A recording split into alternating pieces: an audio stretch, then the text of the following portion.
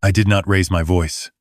I did not slam the door. I simply picked up my coat from the hook by the entrance, the same hook I had installed 23 years ago when we first moved into that house, and I walked out into the November cold without looking back. My name is not important. What matters is that I am 67 years old. I spent 41 years working as a civil engineer for the city of Ottawa, and I built a life that most men my age would consider comfortable. Not flashy, not loud. Comfortable. A detached home in Canada. A pension that covered my needs. An RRSP I had quietly been building since I was 26. And a son I had loved with every quiet, steady ounce of myself since the night he was born in the middle of a February snowstorm at the Civic Hospital. His name is Marcus. He is 38 years old, and on the Sunday before Remembrance Day, he told me in front of his wife, in front of my 2 grandchildren, in front of a half-eaten roast chicken on the dining room table, I had helped him buy that I was no longer welcome in his home. I want to tell you how that happened, because it did not happen the way you might think. There was no single argument, no dramatic breaking point, no moment where one of us said something unforgivable and we both knew it. It happened slowly, the way a foundation cracks quietly, underground, invisible until the day the whole wall shifts and you realize it has been moving for years. Marcus married his wife, Renata, 11 years ago. I liked her at first. She was organized, ambitious, well-spoken. She worked in pharmaceutical sales, and she was very good at it. I respected that. What I did not see, what I was too generous to see for too long, was that she was also very good at managing people, including my son. The first time I noticed something was off was about 4 years into their marriage. I had driven from Ottawa to their home in Barrhaven on a Saturday afternoon to drop off some furniture, a solid oak dresser that had belonged to my wife, Margaret. God rest her. Margaret had passed 3 years before that. Ovarian cancer. 71 days from diagnosis to funeral. I will not speak more about that here because I am not sure I have the words for it even now. What I will say is that everything I did after she was gone, I did thinking about what she would have wanted me to do. She would have wanted me to stay close to Marcus. So I drove to Barrhaven with the dresser in a rented trailer. And when I knocked on the door, Renata answered and looked at me the way you look at a delivery driver you did not order from. She called for Marcus. He came to the door, looked at the dresser and said quietly that maybe it was not the right style for their bedroom, that they had a whole aesthetic they were going for. I said that was fine, I understood. I would take it back, but I noticed how he did not look at me when he said it. He was looking at Renata. That was the first crack. Over the next few years, the invitations became fewer. I was not asked to spend Christmas with them in 2019 because, as Marcus explained on the phone, they were going to Renata's family in Kelowna. I understood. I spent Christmas that year with my neighbor Don and his wife, and we watched the Senators lose and drank too much eggnog, and it was fine. I told myself it was fine. I was still paying for Marcus's life in ways that I pretended were not significant, because I did not want them to be significant. When he and Renata had bought their home in Barrhaven in 2016, they had been short $40,000 for the down payment. I gave it to them, not as a loan, as a father. When their furnace broke in the winter of 2020 and the repair quote came in at $11,000, I transferred the money the same afternoon they called. When Marcus's car needed replacing, and he was between pay cycles, he worked as a project manager for a mid-size construction firm. I co-signed the loan at TD without hesitation. I did these things because that is what fathers do. I did not keep a ledger. I did not attach conditions. I trusted that the relationship meant the same thing to him that it meant to me. I was wrong. In the spring of last year, Renata called me, not Marcus. Renata, and told me that they were thinking about renovating the kitchen and adding a main floor powder room, and that the contractor had quoted them $138,000. She said they had looked at their finances and they were stretched. She said, in that smooth and practiced voice of hers, that she knew I had always wanted to invest in the property, that this would be a wonderful opportunity for all of us. I told her I would think about it. That night, I called my oldest friend, Gerald. Gerald and I have known each other since we were both junior engineers at the same firm in the 1980s. He is sharper than anyone gives him credit for, and he does not tell me what I want to hear. I told him what Renata had said. He was quiet for a moment, and then he said, "Harold, when is the last time Marcus called you just to call you?" I thought about it. I could not remember. Gerald said, "Think carefully before you write that check." I thought carefully. I did not write the check. 2 weeks later, Marcus called. His tone was different from Renata's, less smooth, more strained, like a man repeating lines he had rehearsed. He said that they had been hoping I could help with the renovation, that it would add real value to the property, that he saw it as an investment for the whole family. I asked him gently how the grandchildren were doing. He answered briefly. I asked if he wanted to get together for lunch the following week, just the two of us, maybe at the clock tower on Bank Street like we used to. He said he was very busy. He said maybe another time. I said I was not going to contribute to the renovation. The silence on the phone was the loudest thing I had heard since the doctor said Margaret's name in that particular tone that doctors use. Marcus said he understood. He did not say it like he understood. After that, things changed. The grandchildren's birthday parties, my granddaughter Lily, who was 8, and my grandson Ben, who was 6, were suddenly being held at indoor play places where, as Marcus explained, it was easier to manage the chaos. There was no room for me at the kids' table, so to speak. I still sent cards.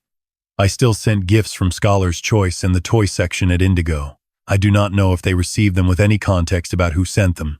Then came the Sunday before Remembrance Day. I had driven out to Barhaven because Lily had a school project about family history, and she had called me herself on the kitchen phone, her small voice very serious, and asked if Grandpa Harold could come and tell her about what great-great-grandpa had done in the war. My father had served in Korea. I had his medals in a wooden box. I told Lily I would be there Sunday at 2 o'clock, and I would bring the medals and a photograph. I arrived at 2 o'clock. I rang the doorbell. Marcus answered. He was not dressed for a Sunday afternoon visit. He was dressed like he had somewhere else to be. He looked at me and then he looked at something over my shoulder and he said, "Dad, this isn't a good time." I said I had been invited. I said Lily had called me. He said Lily should not have done that without checking with them first. He said Renata had plans for the afternoon.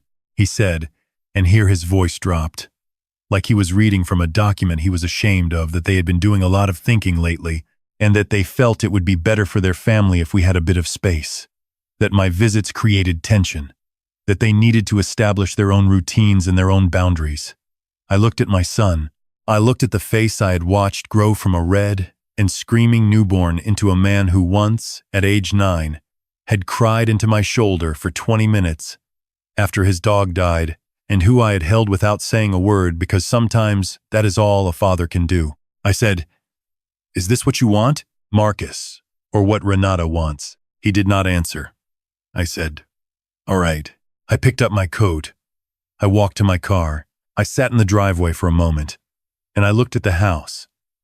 The house they had been able to buy partly because of $40,000 I had given without conditions, and I drove home to Canada. I did not cry until I was on the 417, and even then, only for a few minutes. Margaret always said I was too controlled for my own good. Maybe she was right, but I was also, at 67 years of age, done being surprised by things, and I was done being managed. I called Gerald that evening. I told him what had happened. He listened without interrupting, which is one of the things I have always valued about him. When I was finished, he said, "So, what are you going to do?" I said, "I am going to take care of myself." The next morning, I called my lawyer. His name is Patricia Delaney. I know the name sounds like a contradiction, but her father was Patrick, and she has always said she inherited the name fair and square, and she has handled my affairs for nearly 15 years. I told her I wanted to update my will, my power of attorney, and my beneficiary designations across all accounts. I told her I wanted to do it correctly and completely, and that I wanted it done before the end of the month. Patricia asked me what had changed. I told her. She was quiet in the professional way lawyers are quiet, and then she said, "I'll have the drafts to you by Thursday." What I had, at 67, was more than my son had been paying attention to. The house in Canada was fully paid off, assessed at $840,000 at the last municipal evaluation. I had an RRSP with a balance of just under $400,000. I had a defined benefit pension from the city that would pay out to a named beneficiary. I had a non-registered investment account at RBC Wealth Management.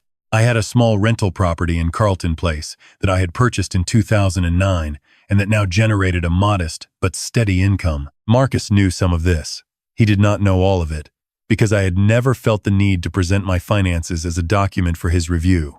I also, as of that Thursday, had a new will. The house I left to a housing charity that Margaret had believed in, an organization in Ottawa that provides transitional housing for women leaving difficult situations. The RRSP beneficiary, which had previously been Marcus, I changed to a scholarship fund at the University of Ottawa, in Margaret's name, designated for students in the engineering program.